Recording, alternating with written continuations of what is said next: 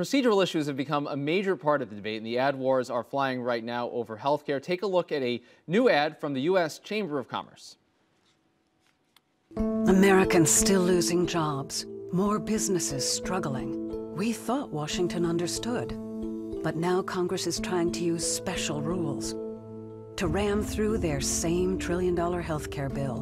Billions in new taxes, more mandates on businesses. Healthcare costs will go even higher, making a tough economy worse.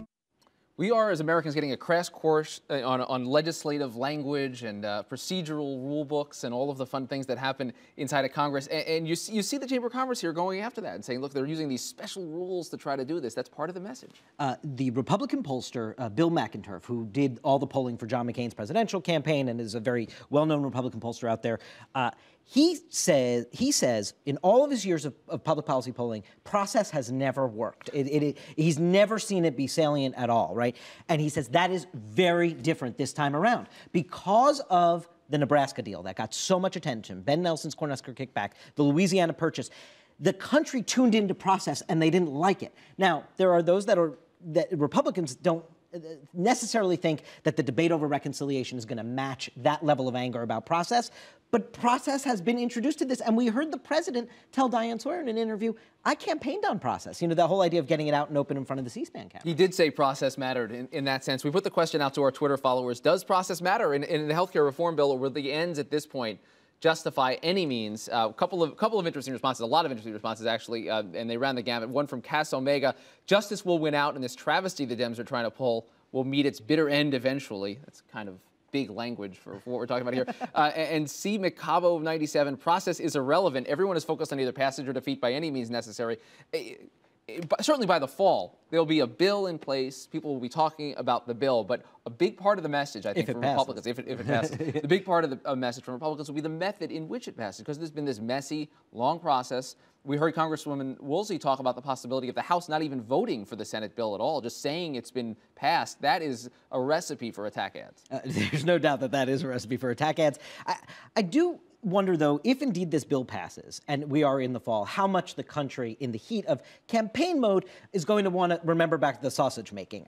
It is pertinent as the sausage is being made. I think once a bill of this scope and size and potentially historic nature, it might be very tough for the Republicans to get the country re-engaged on process come September and October, as much as they clearly will try.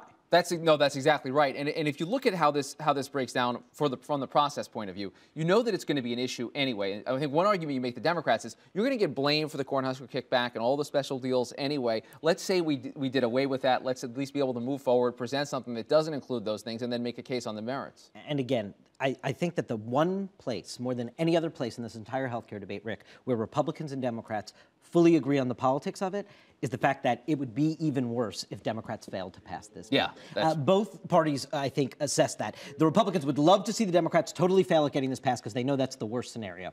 And Democrats are also fully aware that that is the worst case scenario for them if they can't show some ability to govern. At this point, they're too far along. They're too far along. And that's why you're seeing the process take a total backseat here. It is just going to be about getting this done any means necessary. It doesn't matter how they get it done. It's that they'll have a bill that they can sign at the end of the day.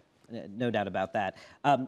Before we go, I do want to ask you about your thoughts on Mitt Romney being debuting number one as the best. Count me as shocked. Are you absolutely shocked? Yeah, no, I thought there was no chance that this would crack the top echelon.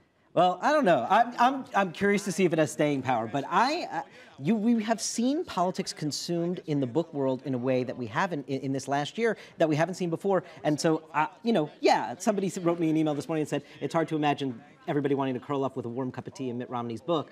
But nonetheless, it doesn't surprise me that a political book continues to do well. Top line the book, coming soon. I wish that were the case. That does it for this edition of Top Line. Thank you so much for being with us today. And it's twitter.com/thenote. Jonathan Martin, so he got here in the wings, but he wasn't able to make it in time. It was traffic, those motorcades. That's what you get when you live in Washington. Problem with apologies to Jonathan. Apologies to Jonathan's fans. Click us on again. There he is. He says, my apologies.